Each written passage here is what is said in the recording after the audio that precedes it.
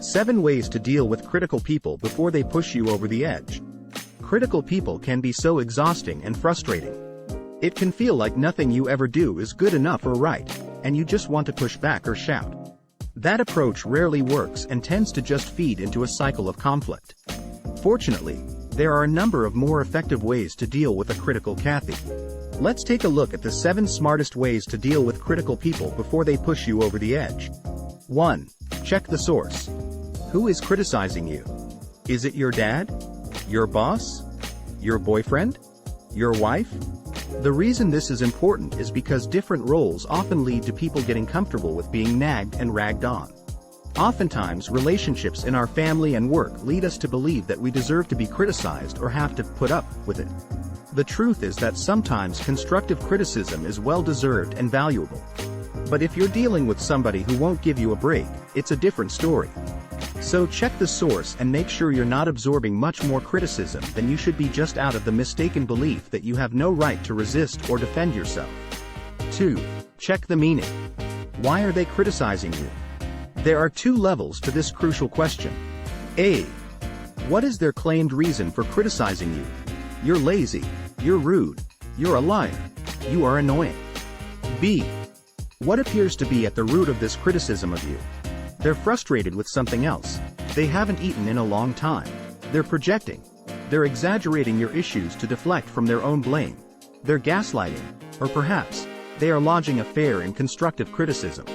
In some cases, the claimed reason for criticizing you and the real root of the criticism are one and the same. For example, maybe you are out of work and haven't been looking nearly hard enough. Your boyfriend criticizes this, since he feels you are freeloading and he can't afford to keep paying for everything. Fair criticism. A different example? Your sister criticizes you for being annoying and self-absorbed and not caring about her after you just listened to her problems. The real reason appears to be that she is frustrated with life and taking it out on you. 3. Check yourself. How are you receiving criticism? Let's be fair.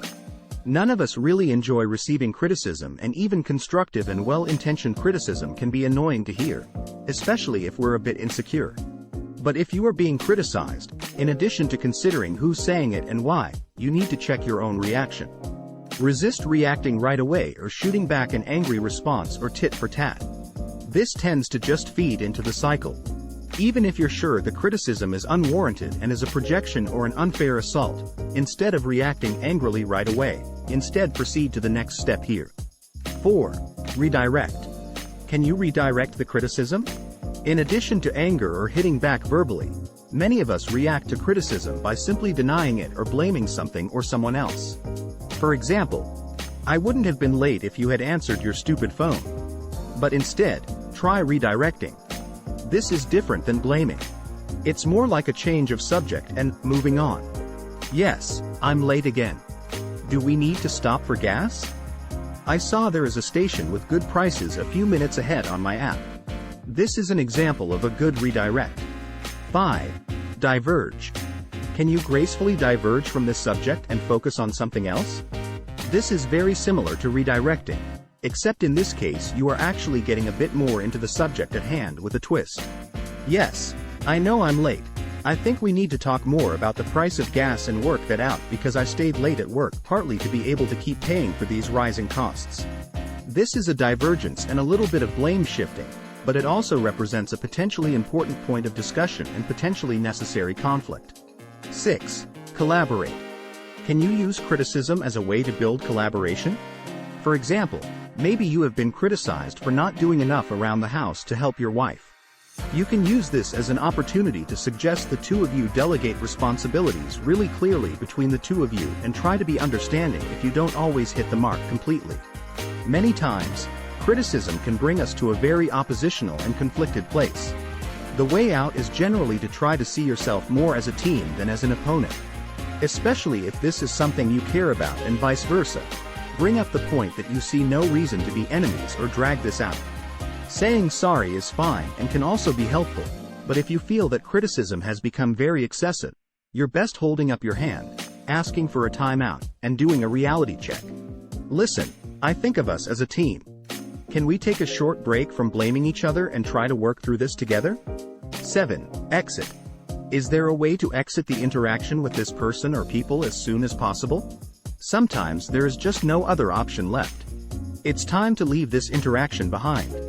Granted, that's not always possible if your partner or parent or boss is criticizing you 24/7. If at all possible, spend time alone.